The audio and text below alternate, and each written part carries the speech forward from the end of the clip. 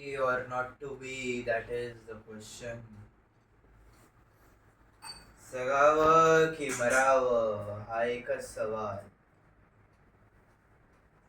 या दुनियेच्या उखेरड्यावर खरगट्या पतळाचा तुकडा होऊन जगावं बेशरम लाचार आनंदानं, का फेकून द्यावं या देहाचं लक्तर त्या मृत्यूच्या काळसर डोहामध्ये.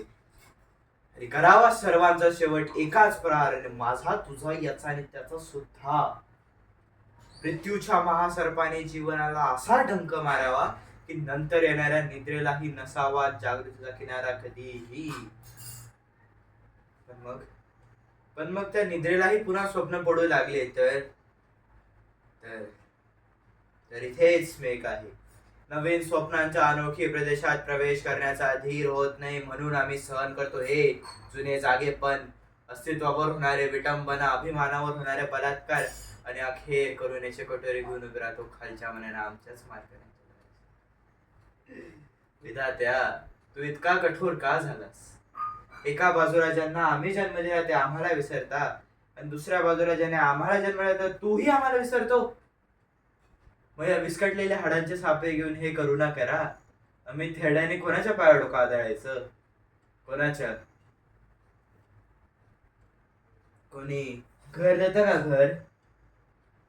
एका तुफानाला कोणी घर देतं का? एक तुफान भिंती वासून, छपरा वासून, माणसाच्या माये वासून, देवाच्या दये वासून जंगला जंगलात हिंडते, जिथून कोणी उठणार नाही अशी जागा ढूंढते. कोणी घर देतं का घर? खरं सांगतो बाबा, तुफान आता थकले. तुफानाला बंगला नको, सेट नको, एक आरामदायक खोली हवी, एक आरामदायक खुर्ची तुफानाला बसण्यासाठी, आणि हो, एक तुळशी वृंदावन मागच्या दारी सरकारांसाठी. सरकार. To be or not to be, that is the question. जगावं की मरावं हा एकच सवाल. पण जो इथे ठामपणे उभा आहे तो मी आहे.